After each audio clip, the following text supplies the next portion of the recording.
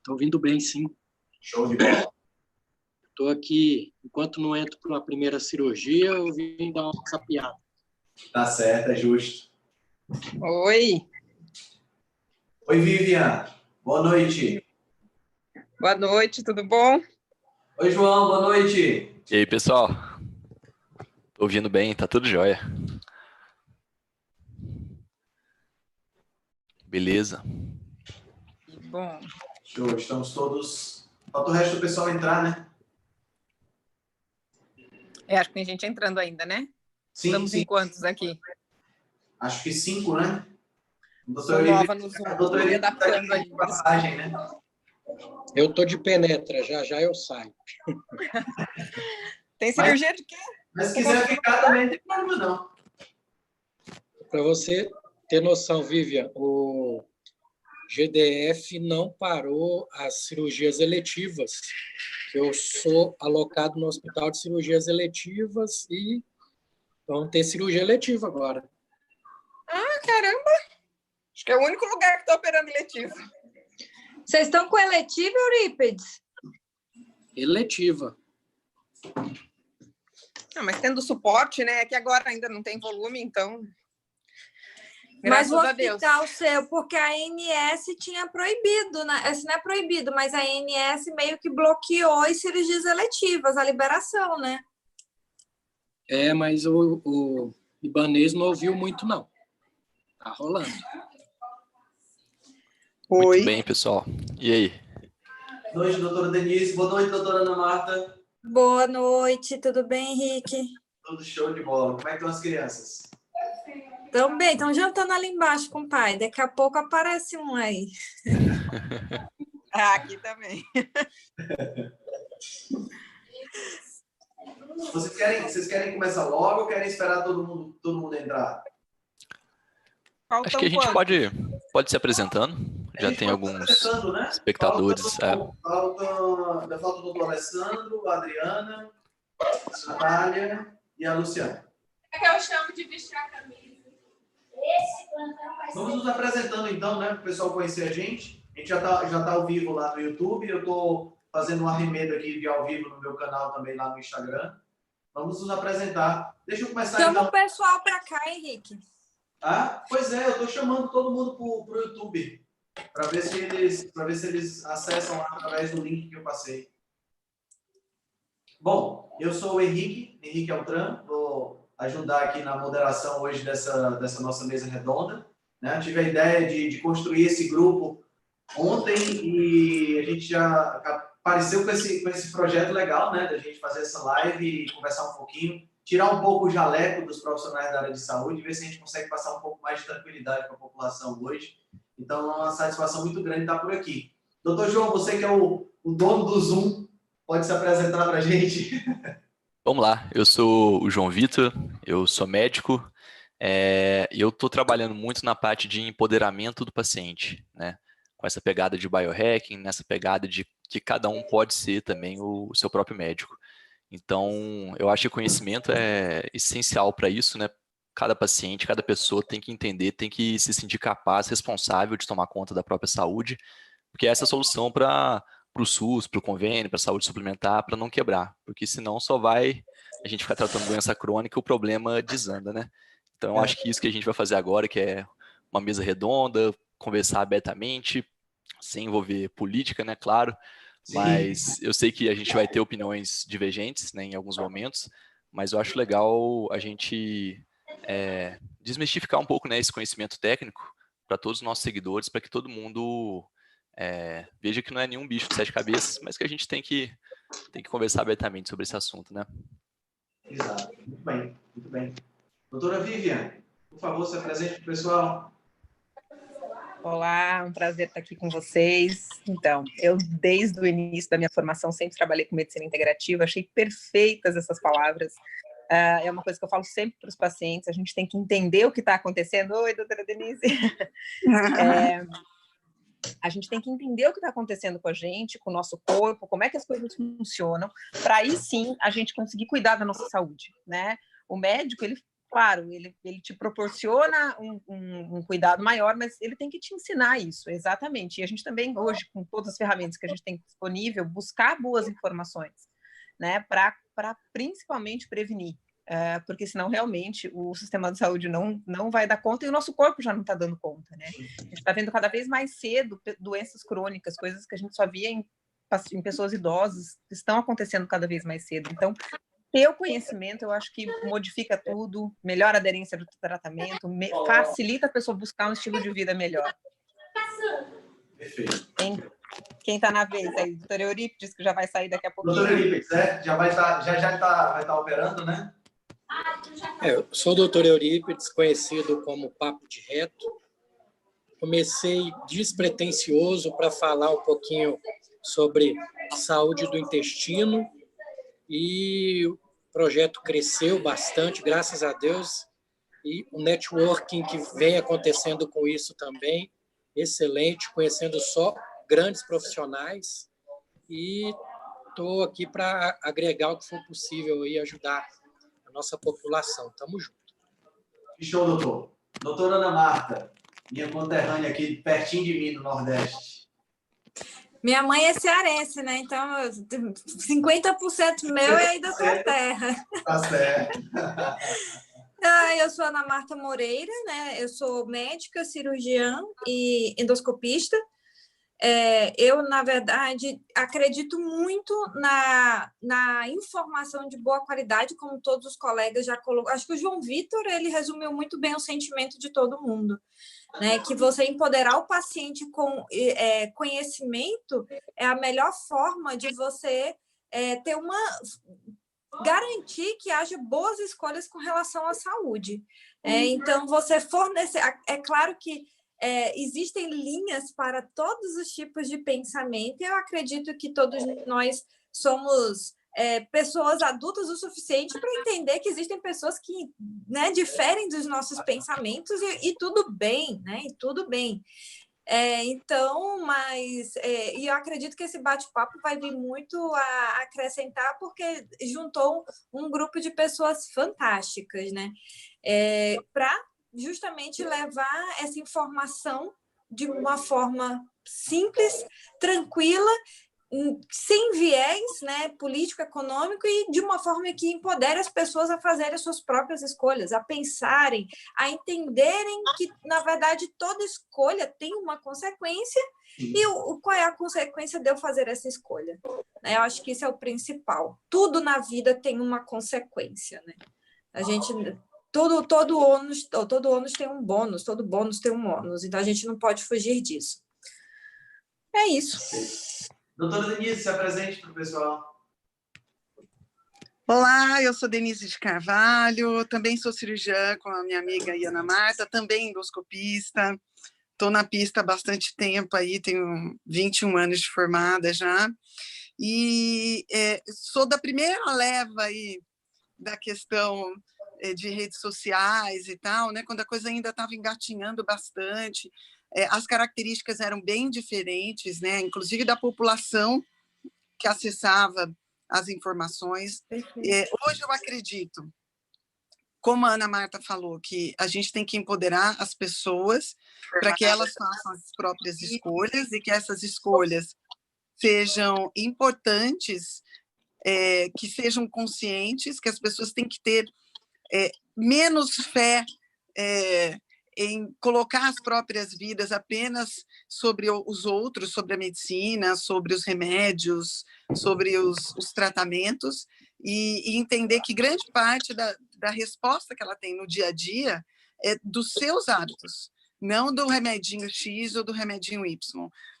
Inclusive dos hábitos em termos de comida, de sono, de manejo do estresse, de com quem trabalha, com quem mora, quais são as escolhas que ela fez para a própria vida, porque eu vejo muita gente doente pelas escolhas que ela fez, inclusive de companheiro e companheira, né? E procura no médico o alívio para aquilo que não está na medicina, muitas vezes, né? Então, eu acho interessante, sim, a gente empoderar. Eu acho que o principal que deve ser feito aqui é trazer informações de tranquilidade, porque Fatalismo, a gente está tendo bastante já, né? É só ligar a televisão e informações que são colocadas de forma isoladas, fora de contexto, e eu tenho sentido um pânico muito grande na população, porque a gente está se sentindo impotente. A gente se sente, na verdade, o inimigo é uma coisa insignificante, entre aspas, né? Porque é invisível e a gente não tem como se proteger, teoricamente, dele, apenas se esconder dele, né? E a gente sabe que não é bem assim, né? Verdade, verdade. E essas informações fora de contexto são aquelas que acabam trazendo mais pânico, né? Porque elas, isoladas, a população em geral não tem capacidade de contextualizar e de unir as informações. Vamos ver se a gente consegue fazer um bom trabalho aqui. Doutora Natália, Além de fora de poderia se apresentar para a gente? Quem? Natália? Oi. Oi. Eu? Ai, gente, me desculpa, acredito que a minha internet não está das melhores da conexão, mas está todo mundo conseguindo me ouvir? Estamos sim, estamos te ouvindo. Estamos. Gente, eu sou a Nutri Natália, não sou doutora ainda, eu gosto que me chamem, inclusive, só como Nutri ou como Nath, porque eu gosto dessa proximidade com o paciente, acho que faz parte aí no consultório, porque a minha prática ela é clínica, é no consultório, e com o Instagram também eu tento deixar as pessoas mais próximas de mim, então, e essa parte do nome ajuda bastante.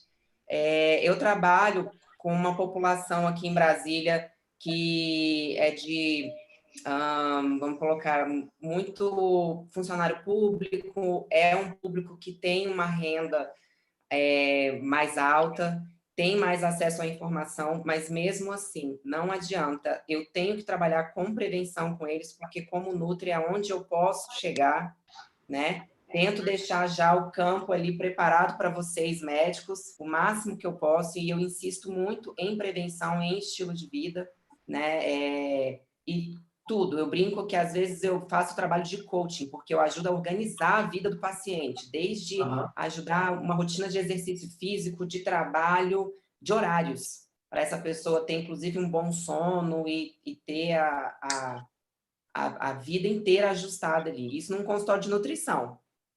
Então, Perfeito. Doutor Marcelo, tudo bem? Fala. E aí, me escuta bem? Estou na dúvida se está funcionando direitinho aqui, tá tudo sim. certo? Você escutando bem? Show de bola.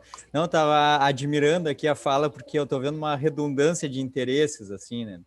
A gente vem de áreas diferentes, mas todos parece que estão brigando com o mesmo inimigo, que é o estilo de vida ruim, né? Então, eu sou médico cirurgião geral, mas me formei em cirurgia geral em 2012, me formei médico em 2008, e desde 2009, quando eu emagreci, eu tinha 100 quilos, estava diabético, e aprendi, conheci low carb, paleo, e aí foi uma divisão, assim, eu entrei para a faculdade para fazer cirurgia, fiz vestibular para ser cirurgião, era a minha frase da faculdade, mas depois, na verdade, me apaixonei por essa parte da interface entre as mudanças do estilo de vida e as respostas metabólicas. E acabou que fiz cirurgia, trabalhei como cirurgião, ainda trabalho como contratado em equipe de cirurgia, mas o meu carro forte, como eu estava escutando a nossa nutricionista falar, parece que a gente se transforma em coach, né? De educar adultos a não se comportar mais como crianças na vida real, né?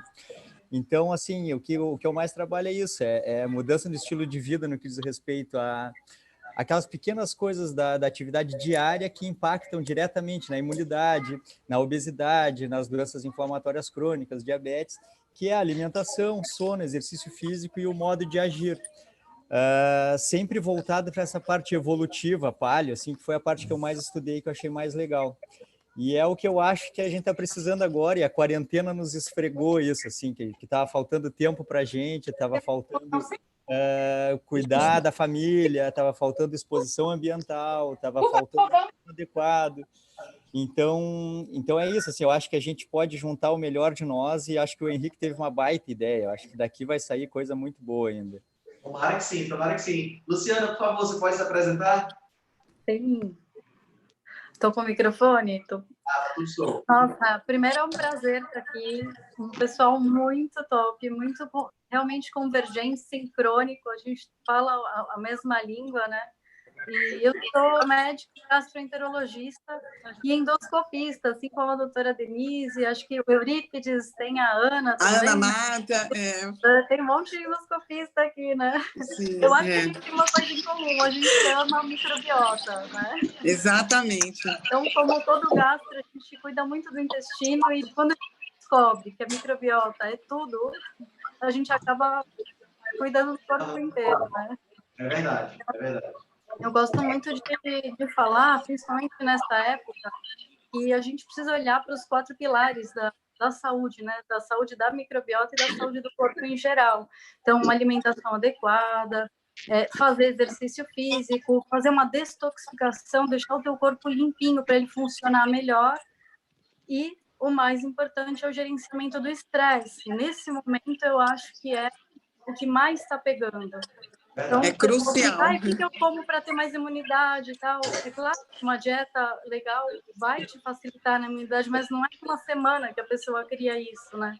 Então, é para ontem que a gente tem que dar esses passos. Eu acho que, tirando uma lição de tudo isso que a gente está passando, eu acho que a gente pode, sim, levar para o maior número de pessoas possível a importância de estar fazendo esses passos, né? Luciana, show. O doutor Alessandro acabou de entrar. Fala, grande mestre, tudo bem? Você pode se apresentar aí para o pessoal? Bom, deixa eu tirar aqui. Eu tô no aeroporto, tá? De Brasília, ilhado. Eu sou nefro, né? Perdi a minha barba, ó. Covid. Tá? E, enfim, acho que tem muito o que dizer. Né? Trabalho com paciente crítico e acho que a gente vai se divertir na live. Estou na fila do embarque aqui. Tá certo. Vamos ver se a gente consegue sugar o máximo de você. Oi, Ana. Diga, querida. Deixa eu só falar uma coisa, complementar aí o que a Luciana falou, que acho que tem 3 endoscopistas no grupo. E devo falar que acho que é tudo, que ela falou assim, algum ponto em comum, acho que é tudo culpa da Denise, viu? Muito provavelmente. Nossa, que responsabilidade, hein? Bom, a gente fez que bom, né? Fico feliz. Pois é. A doutora Denise é uma influenciadora, realmente. Eu tive a oportunidade de assistir uma palestra dela no ano passado e fiquei encantado, não só com a didática, mas com o conteúdo também.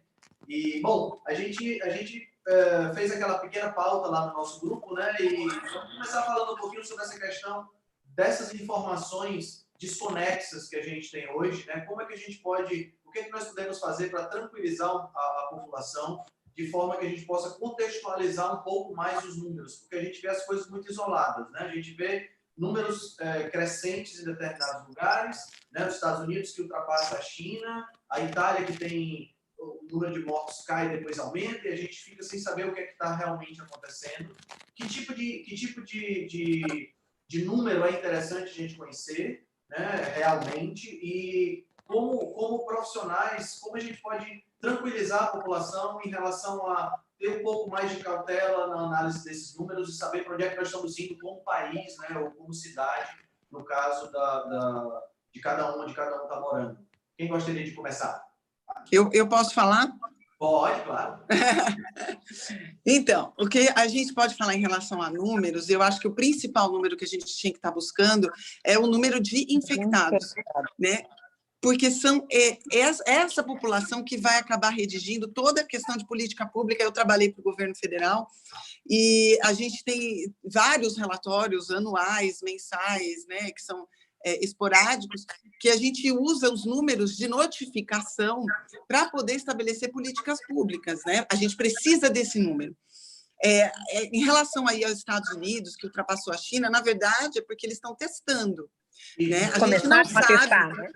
Eles começaram a testar, porque eles estavam a mesma coisa que a gente, eles não estavam testando também. Eles começaram, né? E foi, até agora, o país que mais testou. Né? Por isso, e mesmo porque ainda tem as questões da China, né? Que a gente não sabe se as informações são realmente o que chegam para a gente, né? Então, o número de infectados, eu acho que deveria ser o número que a gente procura, porque o número de infectados que vai dar todo o resto, em termos de incidência, prevalência, inclusive de letalidade da doença. Então, que hoje nós estamos no Brasil entre 2,5 e 3 de letalidade, que a gente sabe que não é verdade. É né? muito Porque menos. Muito menos, porque existe um mar de pessoas infectadas que não têm sintomas, ou que os sintomas são frustros, e às vezes até com sintomas, e essas pessoas não têm diagnóstico, porque não tem kit, porque não tem... Eu vou dar a minha experiência aqui. Eu colhi o exame há mais ou menos 10, 12 dias, e foi sair ontem o meu resultado como negativo. E eu até tenho dúvida se ele realmente estava negativo, porque a pessoa que colheu de mim estava tão apavorada, fora que tem 30% aí de possibilidade de falso negativo. Mas eles não sabiam nem como colher.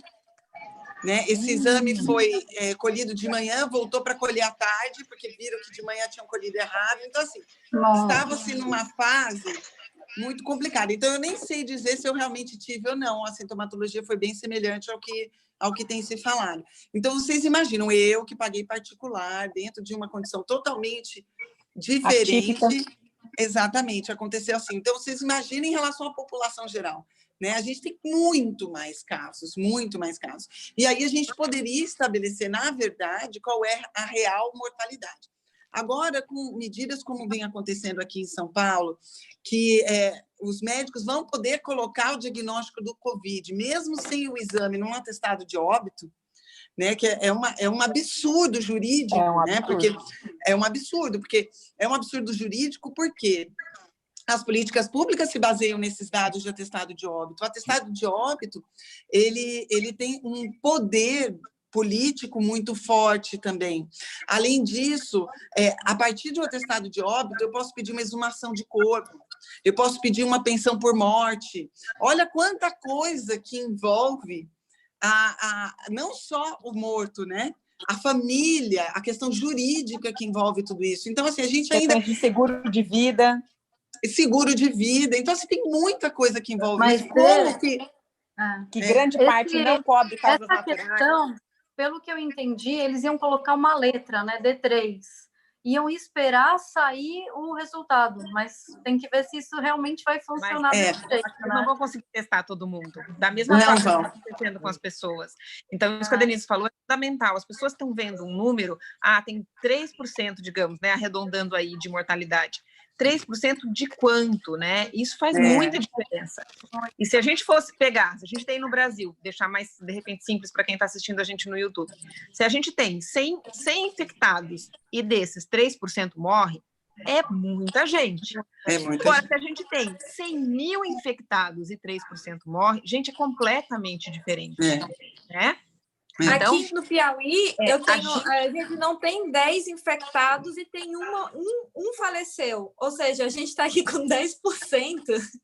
Então, mas aí entra outros importantes, né? A questão das comorbidades, que a gente deve conversar daqui a pouco. Né? Mas ter essa base de dados, ter o número de infectados, isso dificilmente vai ocorrer realmente no Brasil. Por mais que estejam chegando os testes agora, tanto de PCR quanto os testes rápidos. Hoje o Mandetta colocou muito bem na televisão, hoje foi ontem, não lembro, a questão de que teste rápido não é para todo mundo sair fazendo em farmácia, em não sei aonde, porque primeiro que tem uma janela muito grande, né? Pode demorar aí 5 a 7 dias para positivar. Então, não serve para isso, né?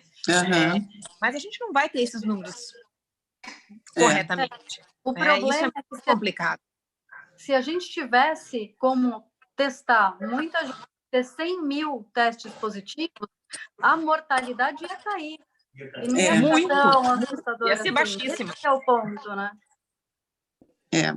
Eu queria trazer uma questão que eu acho que é muito importante, todos esses dados, né, para a gente entender melhor a doença, mas no momento imediato, eu falo nas próximas 2, 3 semanas, a gente tem que ter uma ideia de quantas pessoas vão chegar nos hospitais, quantas pessoas vão estar na UTI, né?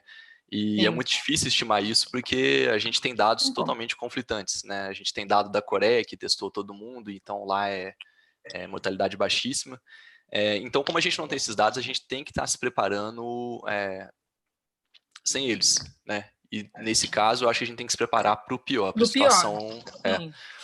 E então, assim, eu acho que essas medidas, né, restritivas que a gente está tendo é para ganhar tempo, né? Não vai ser assim por mais muito tempo, mas é para a gente entender um pouco o comportamento dessa doença, o que está diferindo aqui no Brasil, se é que está diferindo pelo clima ser mais diferente, né?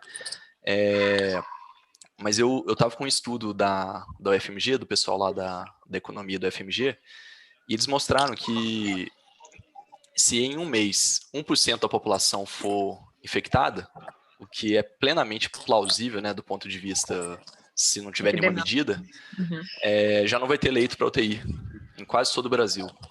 E sobrar leito de UTI, se eu não me engano, no Rio de Janeiro, nem em Brasília ia ter, sabe?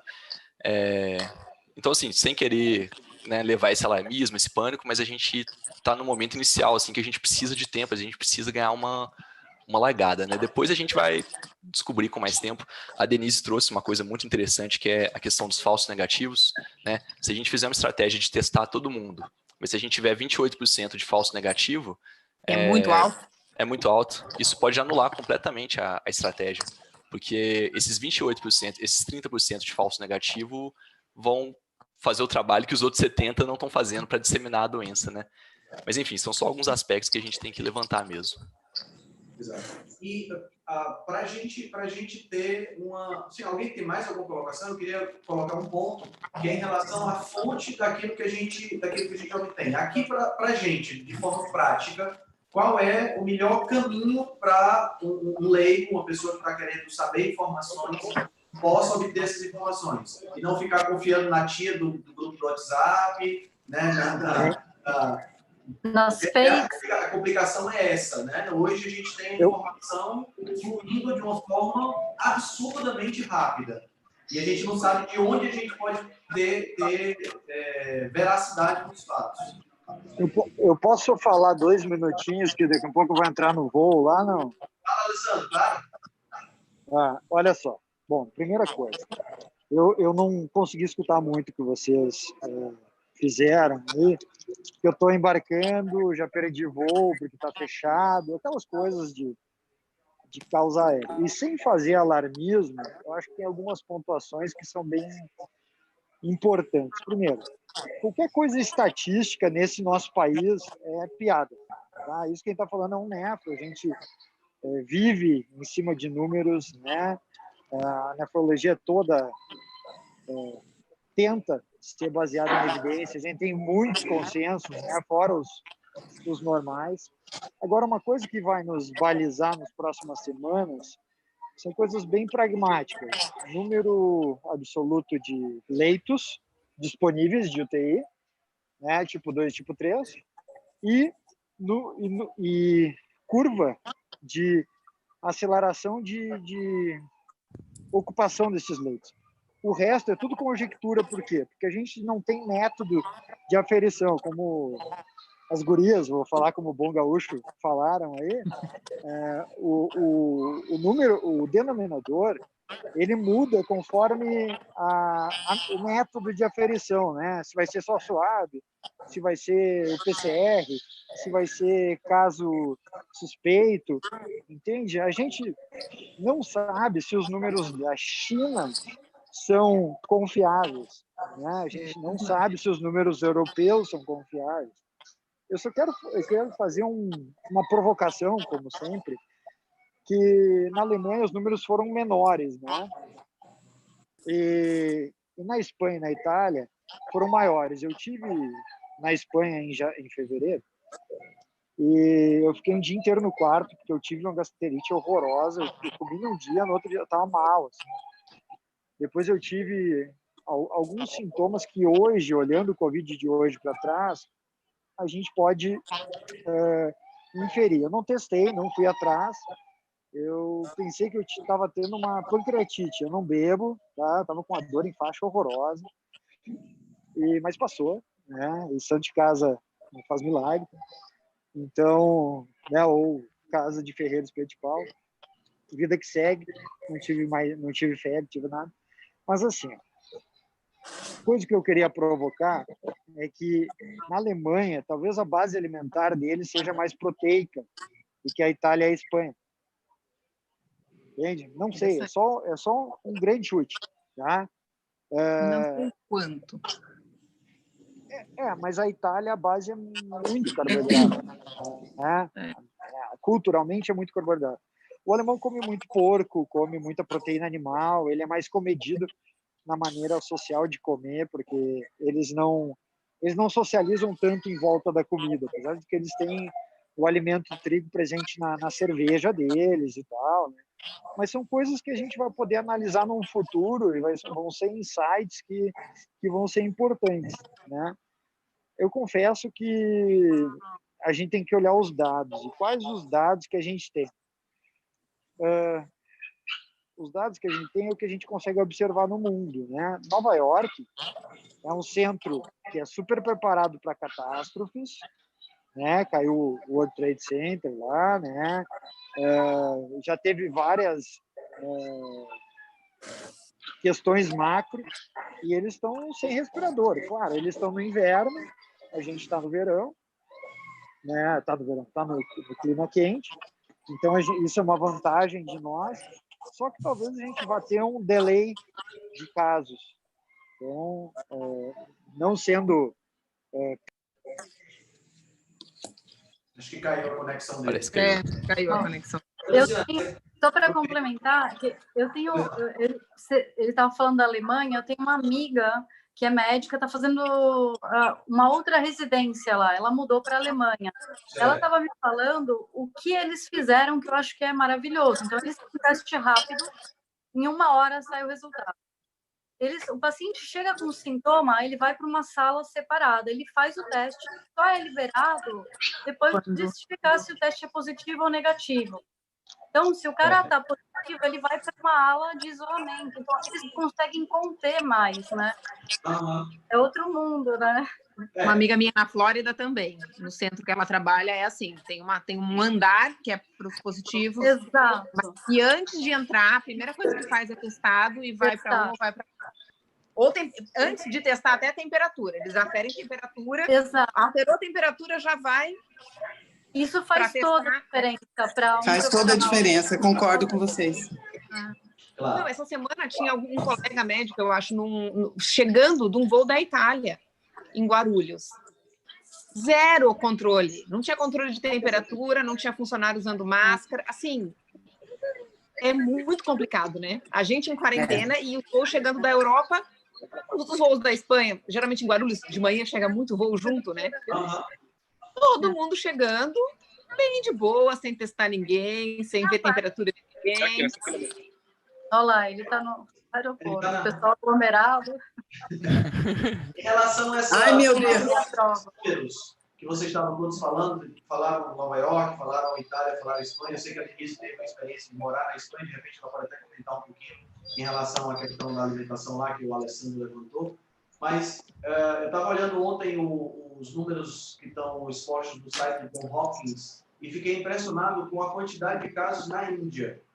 Vocês têm alguma informação a respeito disso? Eu achei extremamente interessante. Que tem menos de 1000 casos, uma população que vive uma amontoada em cima das outras lá.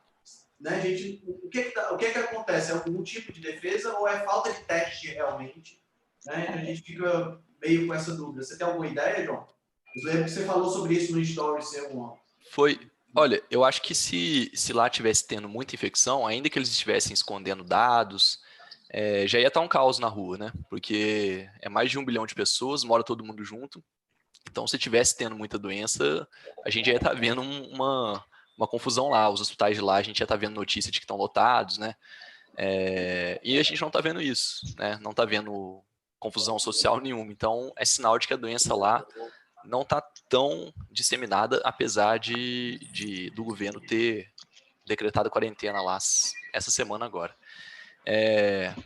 Eu realmente não sei se foi eles conseguiram controlar os primeiros casos, né? Eles conseguiram controlar os pacientes zero, que são os que, inoculam ali na população, né? Com certeza não é só o curry, não é só o estilo de vida deles.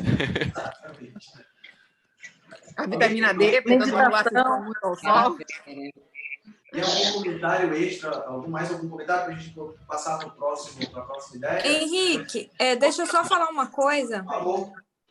Oi, Ana Marta aqui. Aqui no Piauí, por exemplo, a gente está com... Não estamos com 10 casos diagnosticados, né? Teve um episódio que uma pessoa muito conhecida aqui da mídia, que é jornalista, foi para o Rio para poder apresentar a bancada do Jornal Nacional. Ele voltou para Teresina. No dia que ele voltou, ele participou de uma festa com aproximadamente 250 pessoas e uns 2 dias depois ele foi internado na UTI gravíssimo e foi confirmado Covid.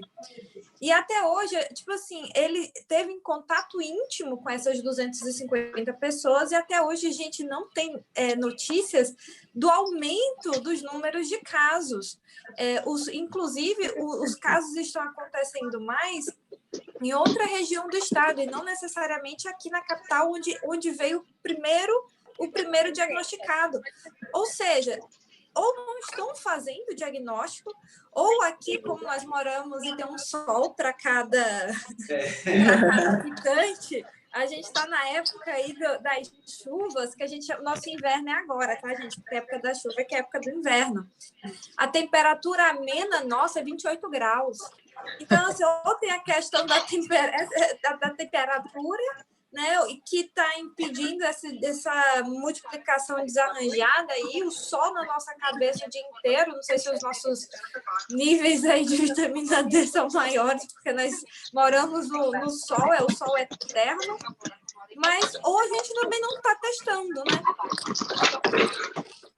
Eu acho que a falha do teste é o gargalo de falsificar os números, né? Ou de falsear os números. A gente acaba sem ter uma noção real do que está acontecendo e a gente acaba nem podendo se preparar, né? Para o pessoal que está na linha de frente, né? Eu sei que o Dr. João trabalha na linha de frente mesmo, você fica difícil até mesmo de se preparar do que você vai receber. Mas a gente fez uma passagem aí pela questão da alimentação e eu acho que a gente poderia aproveitar esse gancho para trazer justamente para essas medidas, o que é que a população pode fazer para que a gente possa diminuir o risco de infecção. Não que a gente vai se transformar em Highlander, eu queria deixar isso bem claro para todo mundo, porque o que vendem em determinados locais, aí, determinados Instagrams e tudo mais, é que você vai tomar um shot da imunidade e que você vai ficar imune à Covid, você fica imune a tudo, né? Vira o super-homem. E a gente sabe que são medidas que são crônicas, não são medidas agudas, né? Porque você tomou um shot hoje, você vai sair para a rua e ele está impermeável e irritável. Né? Não, é uma pena isso, né? É uma pena. Inclusive, eu falei sobre isso em janeiro. Eu estava até com essa blusa aqui. Parece que eu não tenho outra blusa, né? Mas eu estou lembrando que era ela. E foi um vídeo que eu fiz aqui em casa, 20 e pouco de janeiro, quando estava acontecendo essas coisas lá na China ainda, a princípio, e eu comentei que onde tinham portos e aeroportos, esse vírus ia chegar. E como a gente estava em janeiro, a gente tinha tempo para se preparar, porque, como todo vírus, né, fica difícil você controlar o contágio, mas que o vírus encontrasse um terreno em melhores condições de defesa, né? Que o nosso exército tivesse uma condição melhor de defesa. E aí, na época, eu falei assim, olha, chegou a hora, né? Porque a gente está com antecedência. Eu sempre tenho batido nessa tecla que a gente teve muita sorte, né? Eu falo, Deus é brasileiro, porque isso aconteceu em um lugar do outro lado do mundo. Nós tivemos 3 meses por baixo para nos prepararmos para isso, né? Para chegar, tanto do ponto de vista de política pública, que agora estão fazendo esse auê todo, mas tivemos 3 meses para pensar nisso. E né? carnaval. E carnaval, né? E passeata na rua, né? E tal. E eu falei lá em janeiro isso. Então, a partir desta época, poderia até ser que algumas medidas do ponto de vista de suplementação de vitamina, de equilíbrio alimentar e tal, pudesse estar causando algum efeito agora. Sim. Né? Porque isso já a gente teria aí 3 meses. 3 meses. Mas nossa. agora, em cima da hora, realmente, infelizmente, quem não cuidou de si antes, né? Agora fica um pouco mais difícil. Isso não quer dizer que todo mundo vai estar em péssimas condições, não é isso, né? Tem que começar, não seja uma boa oportunidade. Eu estou sentado aqui, desculpa ser mal educado, não quero ser, mas assim, ó, eu penso que nesse momento é mais o que não fazer do que o que fazer, né? Por exemplo, não ingerir álcool, cortar açúcar, carboidrato, tá? Botar um plano de jejum decente, né? É o contrário do que todo mundo está fazendo na quarentena. Exatamente. Eu acho que a gente pode, eu dividi lá no nosso grupo, os tópicos, né? O Alessandro cortou a tua transmissão. Desculpa, tá muito ruim, eu tô só atrapalhando, pessoal, mas eu acho que a questão é que a gente antecipar meu voo, então, enfim, tem que pegar o que dá, né? Eu acho que a gente não acrescentar coisas, né? Principalmente não ingerir álcool, dormir direito, não botar açúcar, carboidrato na dieta, né? Botar um padrão de jejum decente, né? Assim, uma pausa decente. Eu acho que isso sim vai ser de alguma maneira efetivo. Suplementar, aí caso a caso, são coisas muito pontuais, né? Entende? Mas eu penso que a gente tem que lidar com as ferramentas que a gente tem. Eu estou pensando na massa, né? na grande população. Que água, sabão, se manter distante um do outro, obedecer as coisas óbvias, né? É o que vai ajudar.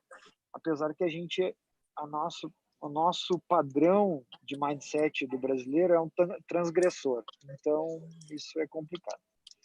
Tá bom? Eu não quero me alongar muito mais. Eu estou aprendendo muito com vocês, mas... É isso. Boa viagem, meu amigo. Obrigado, valeu. Boa viagem. Boa viagem, Alessandro. Obrigado. Lá no grupo a gente dividiu em 2 pontos, né? Aquelas medidas que podem ser tomadas que impactam o indivíduo e que impactam o coletivo, né?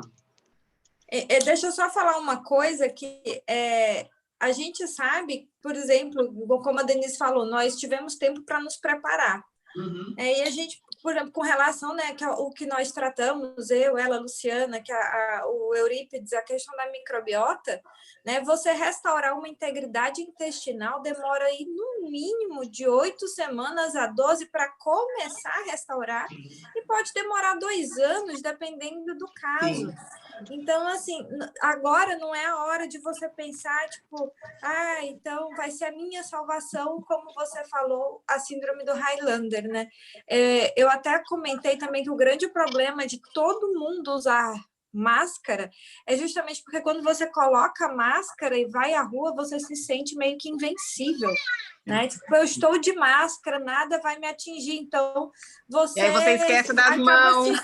Luva exatamente, também. Você acaba se expondo de forma inconsequente à contaminação, porque você acha que eu estou de máscara, estou com álcool gel, e a gente sabe que não é assim, né? Então, só para complementar do que não fazer. Sim, sim. Eu tô de máscara porque eu cuido de renais crônicos, tá? Eu acabei de sair do serviço. Não, Alessandra, não foi para você. Tá perdoado. Não, tudo bem. Não, em aeroporto, né, inclusive. Aliás, complementando essa questão do álcool gel nas mãos, hoje eu recebi em alguns grupos de alguns colegas médicos, pessoas que estão tendo queimadura nas mãos por conta de, né, passar o álcool gel e ir para a cozinha. E com isso se queimando. Então, e cuidado com as crianças também, porque eu vejo, né, a criança acaba repetindo o nosso comportamento. Então, meu filho é louco pelo álcool gel. Eu tenho que deixar escondido em casa, porque ele acha o máximo passar álcool gel, né? Ao invés de lavar as mãos. Então, essa questão da queimadura, a gente tem que orientar bem a população que em casa a gente tem que lavar a mão com água, sabão, chegando da rua, mesmo que tenha passado álcool gel, lavar a mão com água e sabão, porque a gente está tendo outros problemas decorrentes a isso. Aqui em casa aquela brincadeira. Oi, fala, Alessandro. Da pimenta, aquela brincadeira da pimenta e do sabão. Coloca água, coloca pimenta dentro do prato, espalha e aí pega o sabão e coloca lá, aí por causa da tensão superficial, a pimenta vai embora, lá, para ensinar as crianças a valorizar o sabão. Eu achei genial. Eu fiz essa experiência com a minha filha aqui em casa. A gente mandou para os grupos da escola, as mães ficaram agradecidas pela forma de explicar para as crianças. Inclusive, pergunta delas eu não soube responder porque não é minha área. Tentei procurar, inclusive, se alguém puder me ajudar. Parece que tem uma diferença entre os tipos de sabão, sabonete, para ser usado com relação a esse vírus específico. Pode ser uma fake news, mas com certeza chegou para grande parte das pessoas aí através do WhatsApp ou até mesmo pelo Instagram. Pessoas estão abrindo mão de sabão comum, né, de sabão de barra, e querendo tomar banho, inclusive, com detergente, porque diz que ele que vai matar o vírus. Então, minha primeira resposta foi, pelo amor de Deus, criança não pode ficar chegando perto desse produto. Mas eu acredito que o sabão em barra, que a gente usa todo santo dia para lavar a mão, que é água de sabão, já vai ser suficiente, né? Teve uma criança que foi hospitalizada de 2 anos porque a avó deu banho de água sanitária. Misericórdia. Meu Deus do céu. Uma colega postou. Acho que a nossa missão aqui é uma missão muito, muito séria de ajudar essas pessoas. Então, gente, é água e sabão normal, por favor. Por favor. A capa do vírus é uma capa lipoproteica, que ela é dissolvida pelo sabão, e isso aí faz com que a estrutura, a integralidade da estrutura do vírus seja danificada e não consegue mais detectar de forma bem simples. Não tem que ser detergente. Agora, essa questão do álcool é uma questão importante, porque, inclusive, determinados tipos de álcool em gel, a chama ela é inexistente. Você não vê, ela não é visível. Então, você pode se queimar com algo que você não está vendo. É interessante porque nessa corrida aí por álcool gel, né, essa histeria, né, igual papel higiênico, todo mundo foi atrás, começaram a fazer o álcool gel numa forma clandestina, né? E eu não sei, não ouvi relato de ter acontecido isso, mas uma coisa muito provável de ter acontecido é eles comprarem etanol automotivo, né, veicular, e misturar no gel e vender como álcool. Mas um paciente meu chegou a perguntar se ele podia fazer isso em casa. Pois é, eu acho assim que deve ter gente que não tinha mais, né, para comprar. E é um álcool que pode estar contaminado com metanol, principalmente, né? Esse álcool de combustível. Então, é água e sabão mesmo, não precisa ser álcool gel. Álcool gel é legal, é geladinho, mas água e sabão. Água e sabão. Já é o suficiente. Aqui no Brasil, eles pintam feijão branco com corante verde para vender como feijão verde nas feiras, virar falsificar álcool gel. A gente já faz parte, né? Já faz parte. Imagina! Então, água e sabão. Água e sabão, gente. Água e sabão, não tocar no rosto, são aquelas medidas, né? E o sabão mais neutro possível. Porque eu trabalho muito com alergia, e aí a gente vê, quanto mais a gente vai lavando a mão, é claro, né? A gente vai entrando em contato com o produto, então o risco de ter uma dermatite. Então, gente, água e sabão, sabão comum, o menos cheiro possível, menos cor possível. Outra coisa também, assim, eu sou apaixonada por óleo essencial, né? Mas eu tenho visto muita gente, tipo, tomando banho com alguns tipos de óleos essenciais, e assim, a gente sabe que existe uma grande chance de sensibilização, porque as pessoas estão usando em doses muito altas, né? Como a Viviane colocou aí da questão de alergia. Gente, não se sensibilizem usando de forma exagerada uma coisa porque é dita natural. Então, eu estou vendo a gente ligando óleos essenciais em difusores e cheirando. Tem gente colocando em nebulizador essencial. Problemas respiratórios, Pois é, tem gente usando em nebulizador. Né? Então, não é porque uma coisa é natural que ela pode ser usada de forma discriminada. Veneno de jararaca também é bem natural. Não é uma boa. Exatamente. Né? Então, a gente tem que ficar atento com esse tipo de coisa. Bom, esse período agora que a gente está passando é um ótimo período para as pessoas entenderem medidas que já deveriam ser tomadas sempre, né? Porque a gente está falando aqui sobre uma coisa muito simples, que é lavar as mãos. que a gente ensina para os nossos filhos fazerem antes de ir para a mesa, né? Então, quer dizer, com essa atual conjuntura, acho que a gente consegue passar a mensagem, e a mensagem consegue ter um imprint muito mais forte na mente da população, né? Então, a gente pode falar um pouquinho aqui, apesar da gente saber que isso não vai surtir efeito de hoje para amanhã, acho que a gente pode falar um pouquinho sobre a questão da alimentação, sobre a questão da microbiota, né? Sobre a questão do sono adequado, do controle do estresse, né? A Luciana estava falando lá dos quatro pilares, se ela quiser dar uma puxada aí para a gente começar a ver essa parte. Legal.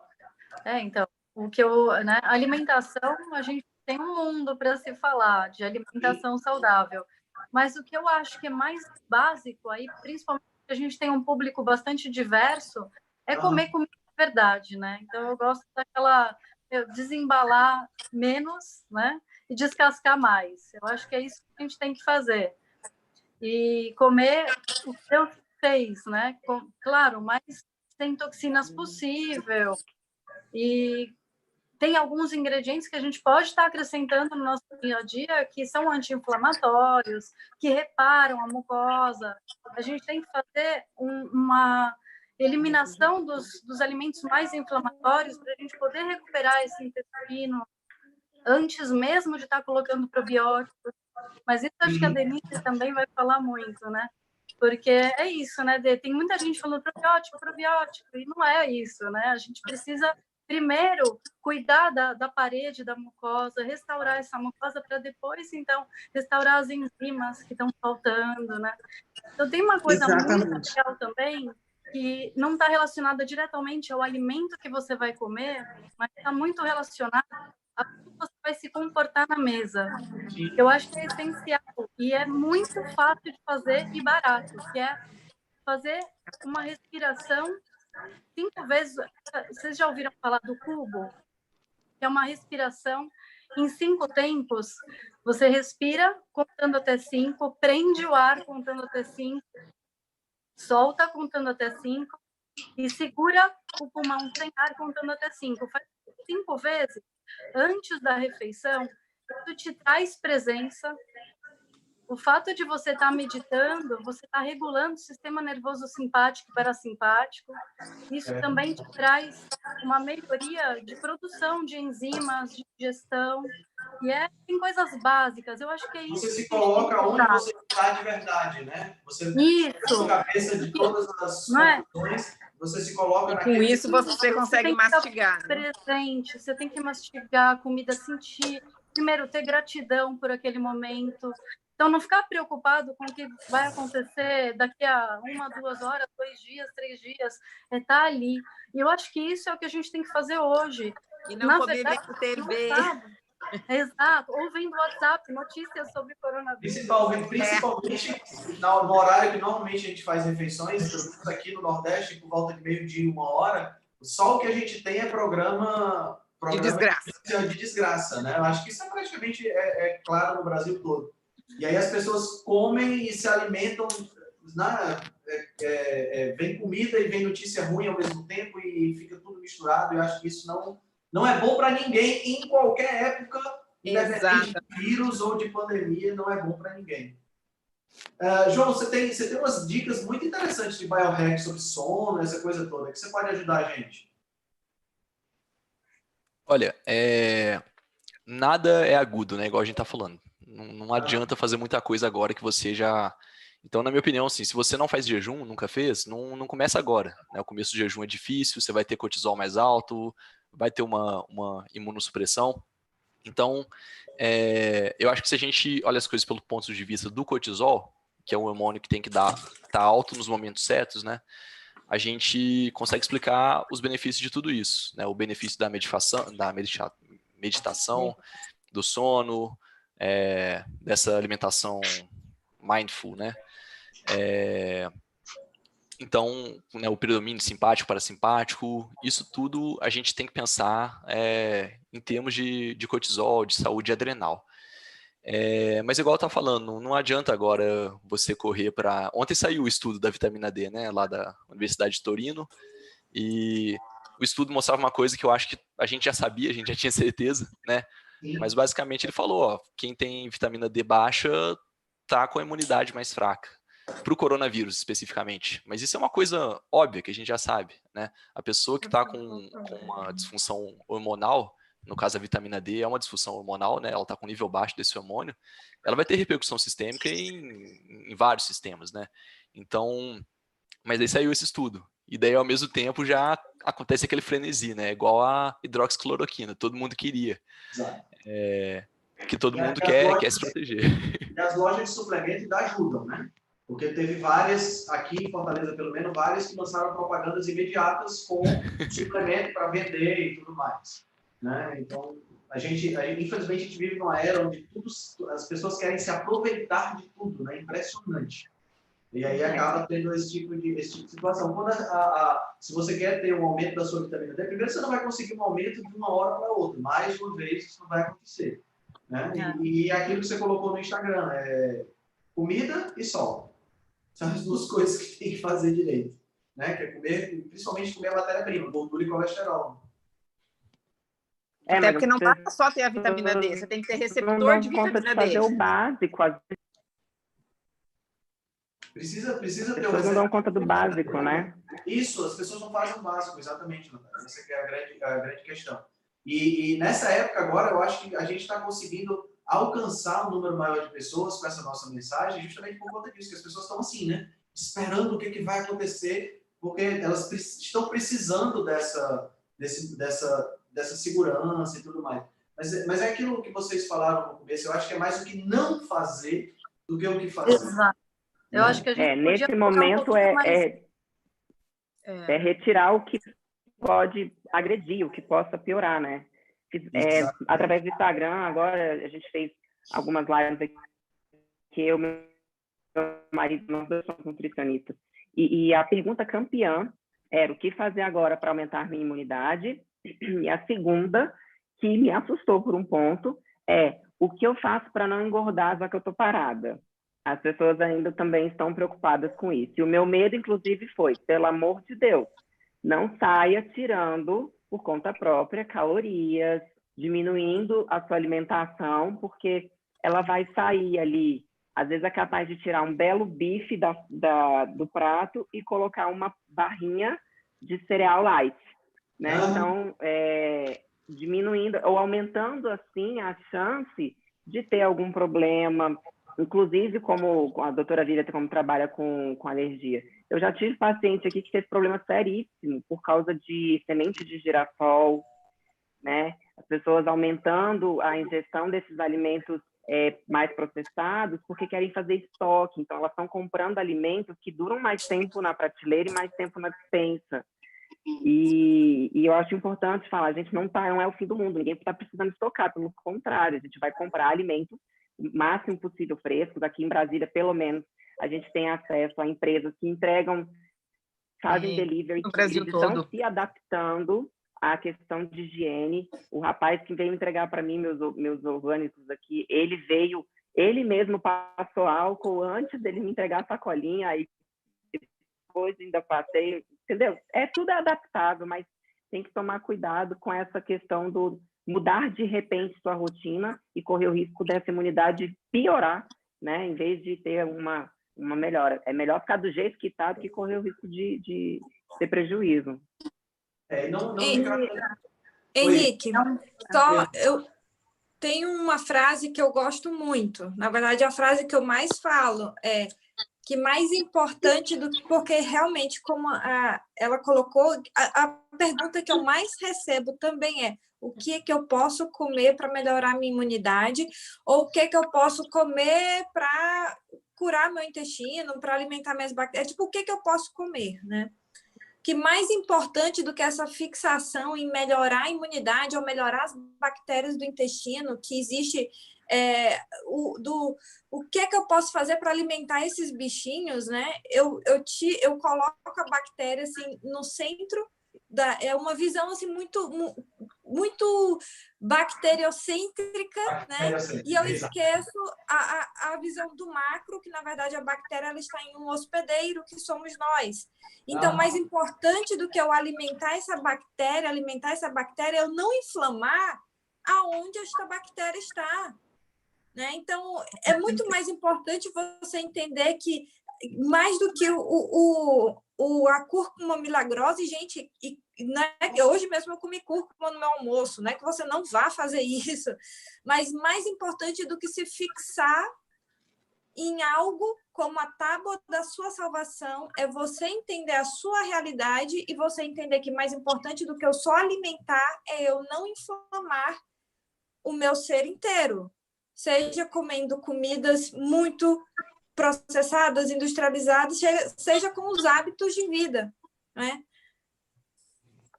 E assim, eu acho que a Denise, a gente falar disso com ela ouvindo,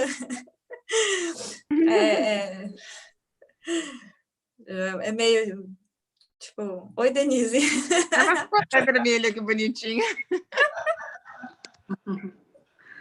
Acho que ela saiu, ela deve ter caído. Hein? Acho que ela caiu. Vamos dar uma mensagem. De repente ela está assistindo pelo YouTube ainda, né? Mas o que eu acho preocupante é que as pessoas querem a cúrcuma em cima da pizza.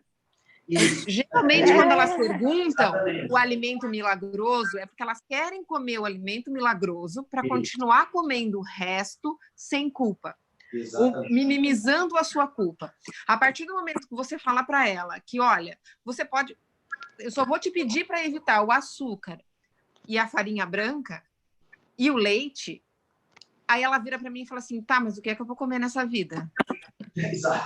Exatamente. Né? Ela, parece que o que elas buscam, infelizmente, ainda é um milagre, né? E isso não existe, é o que a Lu falou, a gente tem que desembalar bem menos e descascar bem mais. Isso é um fenômeno que está muito presente até na pesquisa de medicamentos, né? Porque os usuários de estatina, por exemplo, que tomam estatina para baixar o colesterol, eles acabam se tornando bem mais condescendentes na alimentação, acabam comendo bem pior, só porque estão tomando um remédio, entendeu? Então, mas é o mesmo que acontece, por exemplo, quem começa a tomar o bendito do bloqueador, não vou falar o nome, né? Do bloqueador de absorção de gordura, é que muita gente ganha peso porque bloqueia a absorção. Vai bloquear minha absorção de gordura, então eu vou comer mais, porque não vai absorver mesmo. E acaba ganhando peso por conta disso. É o efeito reverso. E assim, botar cúrcuma sobre a pizza, né? Igual você pegar a rodela de limão, colocar na Coca-Cola e tipo... isso, ótimo. Cortar o efeito. Né? Água, limão em jejum pela manhã. Agora eu acho que está em conscientizar a importância de estar fazendo essas escolhas, né? A importância de cuidar desse corpo que abriga todo esse microbioma que constrói tudo que a gente é, né? Na verdade, a gente é o que a gente come, o que a gente consegue absorver, o que a gente consegue metabolizar. Então, conscientizar as pessoas é muito importante essa escolha. E agora é a hora de... Eu acho que isso tudo que está acontecendo vai trazer essa consciência. A gente tem que ter uma alimentação mais consciente. O que eu espero é que fique, Lu, que não seja aquela coisa, passou a crise e... né? Eu acho que a gente está passando por um momento tão difícil que está mexendo com a vida de todo mundo. Tomara que isso tudo fique, né? Que as pessoas realmente entendam. Até a gente ter que se acordar mais uma vez, entendeu? Porque, né, infelizmente, é uma característica nossa, a gente vai desligando determinadas conexões e ligando conexões que a gente vê todos os dias, né? Então, se a gente não ficar lembrando o tempo todo daquela questão, por isso é que eu coloco muito, às vezes eu sou criticado, que as pessoas dizem assim, Henrique, você é muito radical, porque você está doido para comer um doce, mas você não vai comer. Aí eu digo, cara, não é questão de ser radical, é porque eu sei que se eu for comer o doce agora, a probabilidade de amanhã eu querer comer esse doce de novo é maior, e eu não quero ter essa probabilidade, eu não quero entrar nessa espiral negativa, entendeu? Então eu procuro manter uma certa disciplina por conta disso. Isso não é ser radical, isso é cuidar da casa. Sim. A gente tem que cuidar da casa. E assim... a pessoa que ainda não está no nível, né? Tem gente que faz né? Tem o 8 e tem o 80, né? Eu falo que tem um espectro, né? Eu acho que não dá para você sair do McDonald's e comer mega saudável. A gente vai fazendo uma caminhada, né? Isso é bem importante. E outra coisa que eu gosto muito, eu acho que para quem está ouvindo vai ser de valor, você não precisa saber o que tem magnésio, o que tem zinco, o que vai melhorar meu intestino, o que tem, né? Licopeno, não, é mais fácil. O universo foi tão generoso com a gente que ele fez as comidas coloridas. Então, pelas cores, a gente já sabe que tem coisas diferentes ali.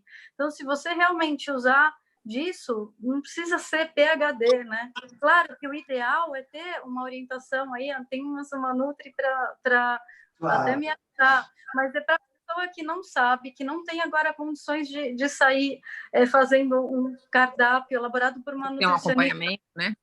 Escolhe. Mas, Luciana, isso tinha que ser ensinado na escola. Essa parte que você falou, o nutricionista, que lindo seria se o nutricionista existisse só para trabalhar com estética, só para trabalhar com aquele cara que, assim, ele já sabe que ele come bem, ele já faz tudo bonitinho, saudável, mas agora eu quero ajuste ali, ó, de quantos gramas disso, quantos gramas daquilo, porque eu vou malhar e tal. Poxa, porque aí eu estou me dando um luxo, né? E seria maravilhoso. Mas as pessoas chegam no meu consultório, muitas vezes, elas não sabem nem esse básico. Da mesma forma que eu me coloco nessa posição, por exemplo, com relação a muitas coisas de outras áreas, por exemplo, direito. Será que eu falo, gente, será que eu posso fazer isso? Será que eu não posso fazer isso? Será que é meu direito ter alguma coisa desse estilo? Sabe aquela coisa do básico de tudo, que a gente muitas vezes não sabe? Só que a alimentação, ela é a base da vida, né? As pessoas, muitas vezes, elas não comem para viver, elas vivem para comer. E elas chegam na gente e é assim, eu quero que você me tire a vontade de comer doce. Isso que é isso que o Henrique falou. O comportamento dele, a estratégia que ele fez para ele não passar esse perrengue todo, infelizmente, foi passando algum perrengue ali no começo, né? Sim. Então, assim, a gente tem que conhecer o nosso organismo. Além dessa base da alimentação, que tem que ser disseminada por todos da área da saúde, pode ser fisioterapeuta, pode ser psicólogo, todo mundo deveria falar de alimentação, é o mínimo. Não deveria ser só para o nutricionista.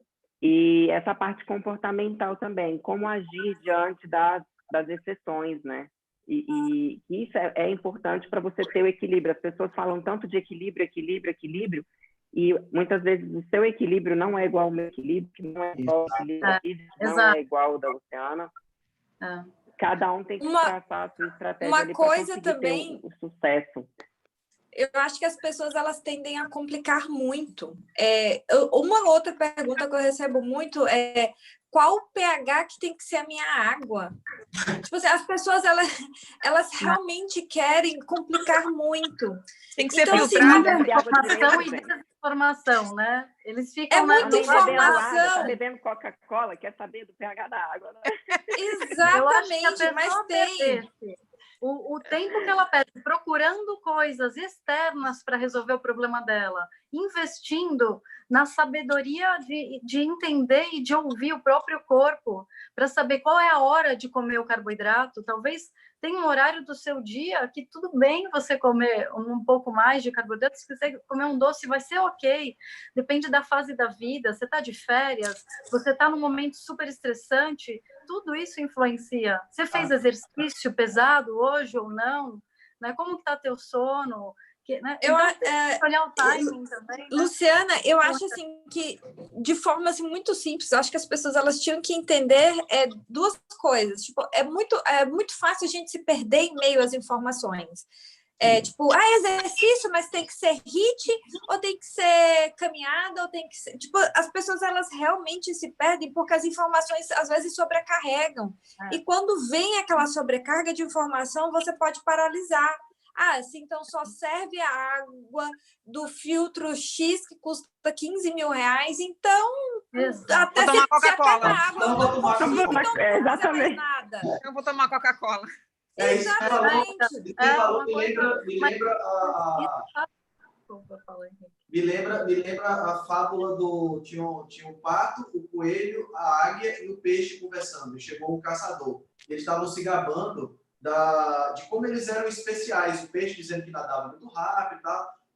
A águia dizendo que voava. E o pato disse, vocês não estão com nada, porque eu sei voar, eu sei nadar, eu sei correr, né? Então, eu sou perfeito. Aí chegou o caçador e ele foi o primeiro a ser atingido pelo caçador, porque enquanto o peixe nadou, a águia voou. Então, ele, pobrezinho, coitado, não sabia se nadava, se corria, e ele acabou morrendo, né? Então, o excesso de informação faz com que as pessoas fiquem deslumbradas e elas não sabem o que fazer. A gente vive num mundo que é tão estranho que a gente precisa de pessoas, eu sou acadêmico de nutrição, precisa de pessoas para ensinar a comer uma coisa que vem imbuída no nosso DNA. A gente deveria nascer sabendo, qualquer bicho nasce sabendo que tem que comer e a gente precisa de alguém para ensinar. Tá entendendo? É um negócio assim completamente surreal o mundo que a gente vive hoje.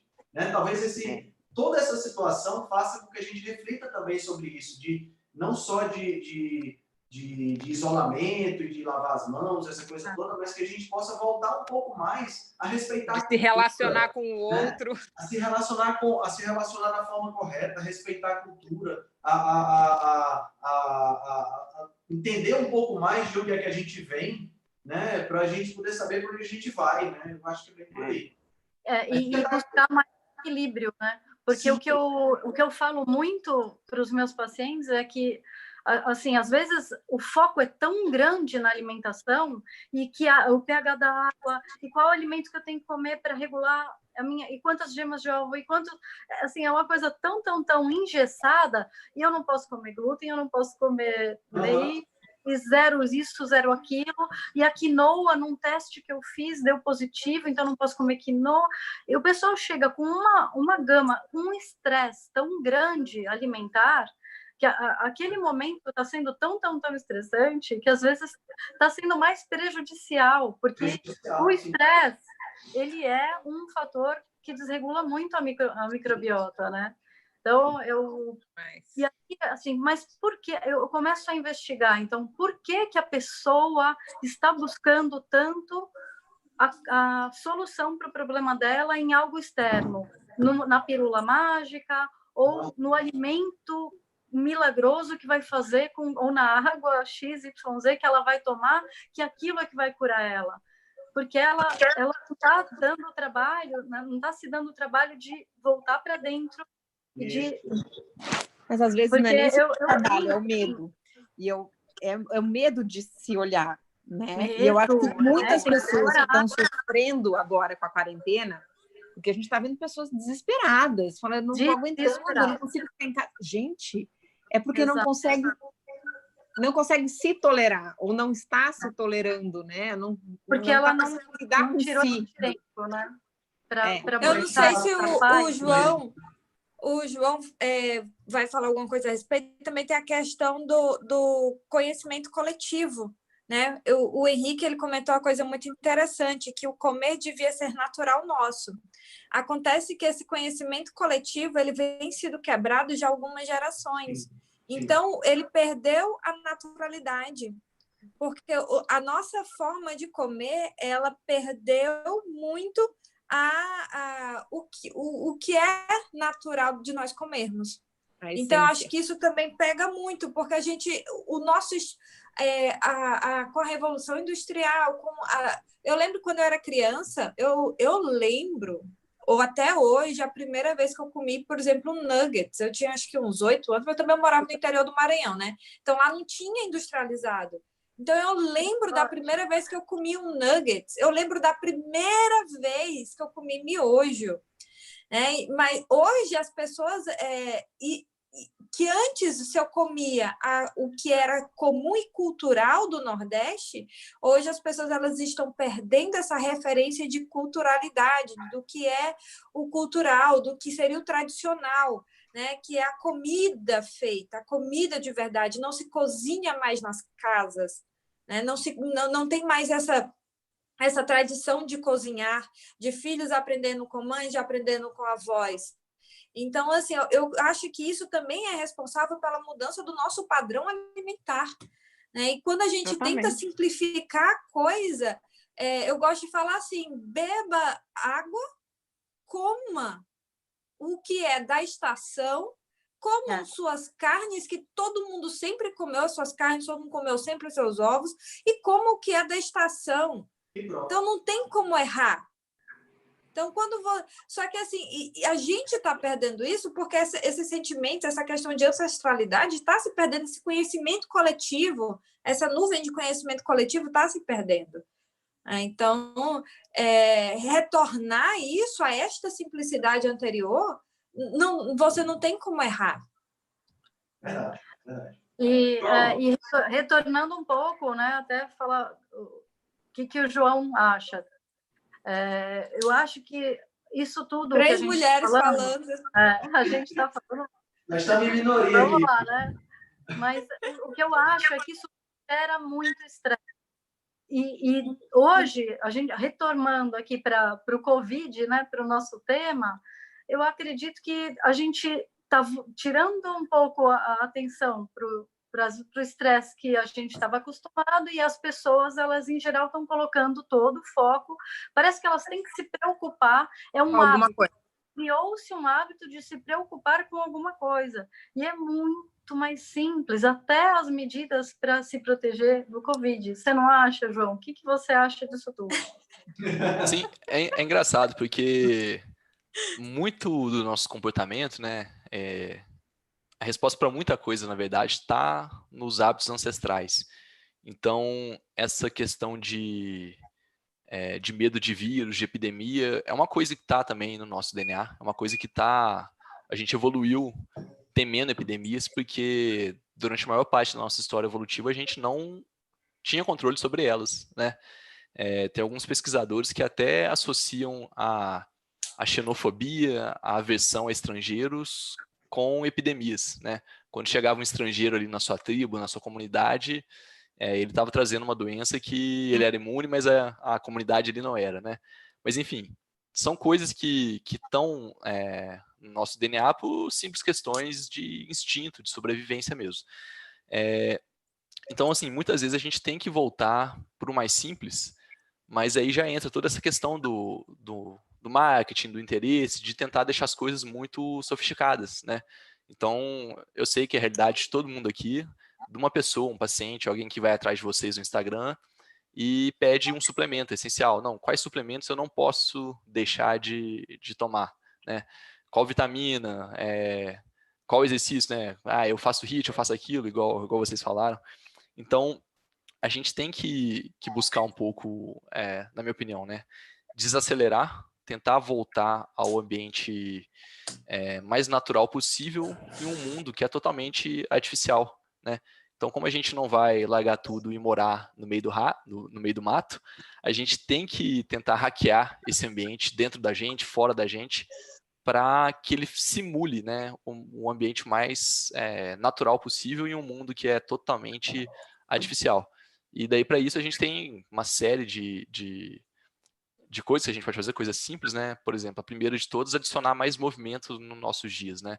A gente agora está em casa, a gente que já passava muito tempo sentado, vai passar mais tempo ainda, né? Então, a gente tem que andar, a gente tem que se movimentar, e se não consegue sair de casa, sobe a escada do prédio, né? Porque isso é uma coisa natural, isso é uma coisa que os nossos antepassados faziam, eles não faziam academia, eles não faziam exercício intenso, não tinha hora para fazer exercício, mas eles se movimentavam o dia inteiro, né? Tomar sol, outra coisa também que super importante para regular todo a nossa cronobiologia, né? E a gente esquece. Então, a gente se acostumou a viver em um mundo totalmente artificial, né? A ponto de que a gente entra aquela rodinha do rato, né? A gente fica correndo e chega no momento que a gente está em casa e mesmo assim a gente tem que caçar alguma preocupação, alguma coisa. Então a gente tem que tentar desacelerar um pouco, ficar mais independente, né? Menos preso à mídia, a redes sociais, enfim. É isso aí. Eu acho que a gente já tem as informações necessárias, né, de como se proteger. Claro, vamos aguardar para ver essa curva. Eu acho que o momento de sair de casa ou ficar em casa, a gente não tem essa resposta. Eu acredito que a gente precisa ir se atualizando a cada dia para saber, pô, como está essa curva? Será que vale a pena segurar mais um pouco o máximo de isolamento? Será que está na hora de ir liberando? Isso daí é uma coisa que, infelizmente, a gente não vai ter certeza nunca. Ninguém tem essa resposta. Mesmo depois, a gente não tem essa resposta, né? Então, é claro, se eu tiver que atender um paciente de urgência, eu vou toda com minhas precauções. Quando chegar em casa, eu tiro a roupa antes de entrar em casa, o sapato, ponho tudo para... A gente toma as precauções necessárias, mas eu não vou fazer festa, eu não vou reunir com um amigo, vamos jantar junto. Não, agora não é hora, agora é hora de preservar. Então, é um ponto que tem que ficar bem claro para todo mundo. Acabando ou não a quarentena, ou agora, ou daqui a pouco, né? Daqui uns dias, umas semanas, enfim, não dá para ter uma saída desenfreada, igual, às vezes, aquela pessoa que faz uma dieta muito restritiva, termina a dieta, vai para o rodízio de pizza, e, bom, ele acha que ele terminou a dieta, né? Ele vai para o rodízio de pizza e no outro dia te liga falando que passou mal, às vezes foi parar no hospital, né, de tanto que comeu. Então, não adianta todo mundo sair desvairadamente depois, tipo, estamos livres, né? Não é isso. O processo tem que ser gradual. O vírus vai continuar aí por pelo menos alguns meses, né? A gente nunca vai ter aquele número que a gente estava discutindo antes, né? Quantos infectados? Corretamente, pelo menos não. Então, tem que ser gradual, tem que sair de casa somente o necessário. O grupo de risco tem que ser cuidado e tem que ser preservado ainda por um bom tempo. Né? Perfeito. E mesmo então, isso é uma coisa importante que eu estava pensando, que eu não tenho muito pessoal falar. Mesmo você que já teve Covid de forma leve, já teve o teste positivo, não acha que porque você já foi imunizado, você está livre de tomar todas essas precauções, porque você continua transportando. Você continua né? um transporte, sim. Você continua talvez caminhando. um transporte pior, porque não vai se isolar por estar com medo. Exato. Né? Você Então, vai eu transportar acho que ainda é mais. uma coisa que precisava tocar um pouquinho mais na tecla aqui, porque eu não vejo muita gente falando.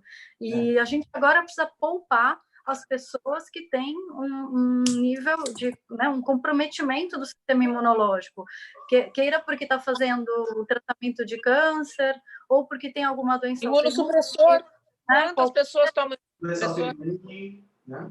Os imunobiológicos. Exato, qualquer paciente que as medicações para asma, que as pessoas às vezes não têm ideia que tem corticoide, elas usam a longo prazo, né? Isso altera a função do sistema imunológico. Então, temos que tomar cuidado e essa liberação, mesmo que ela ocorra, e ela vai ter que ocorrer por conta da saúde financeira nossa, né? E mental até, tem que ser gradual, né? Eu acho que essa questão é voltar para a academia, voltar para o cinema, voltar...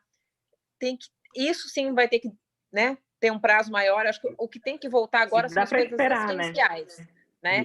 Você tem que trabalhar, você vai, trabalha e volta para sua casa, toma todos os seus cuidados.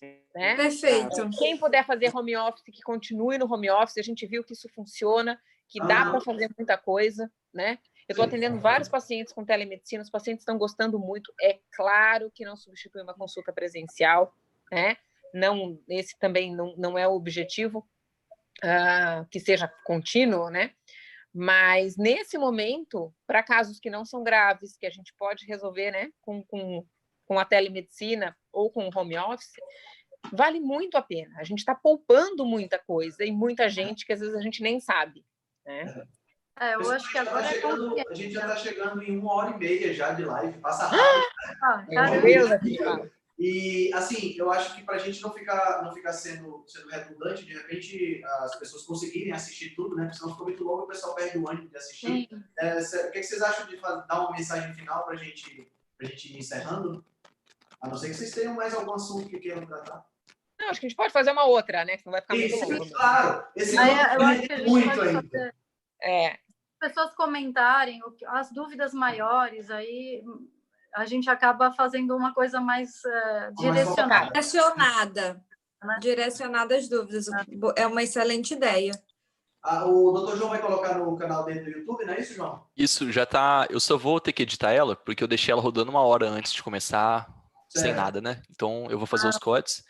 Mas eu achei que esse modelo foi muito legal, né? Uma live com mais pessoas, né? Deixa de ser uma live, vira um congresso, uma mesa redonda, um simpósio. Ei, João, finalmente a gente conseguiu fazer a nossa live, né?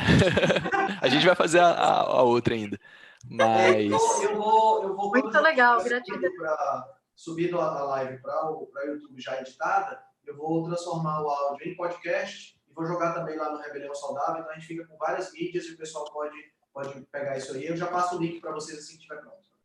Bacana. Ótimo. E agora a gente levantar os assuntos mesmo, que dá para fazer. Esse grupo tá bem legal. Sim, então sim. Dá para pegar qualquer tema e destrinchar ele. Eu acho que o formato foi bastante legal, a gente tem que continuar com isso. Fico muito feliz que tenha dado certo. Legal então, pessoal. Então acho que a gente pode se despedir, né? Uma boa noite a todos. Sim, uma mensagem final bem curta, então, Luciana, por favor. Menos é mais. É isso. Menos é mais. Eu acho que faz o básico. Esquece ficar fazendo um monte, simplificando muita coisa. Menos é mais. Protege, sai o mínimo possível. Se é para trabalhar, ok, com toda a precaução, mas não para reunião, para tudo que pode ser evitado nesse momento tem que ser evitado. Né? Então, menos é mais na comida e procura o equilíbrio emocional. Show. É isso aí. Muito bom. Excelente. Pessoal, boa noite a todos, então. Boa noite. Foi ótimo essa nossa primeira live. Boa noite, foi um prazer. O bate-papo foi muito gostoso. Não tinha conhecido ainda a Vivian nem a Luciana. Um prazer, nossa, muito bom conhecer vocês. Eu também não. Prazer, pessoal. Prazer, gente. Até a próxima. Tchau, pessoal. Boa noite. Boa noite. Eu vou pegar o print quando tiver todo mundo. E daí eu mando para vocês, que daí a gente posta nos stories. Tudo. Prazer. Até mais, gente. Prazer. Tchau. Até mais. Tchau. Legal.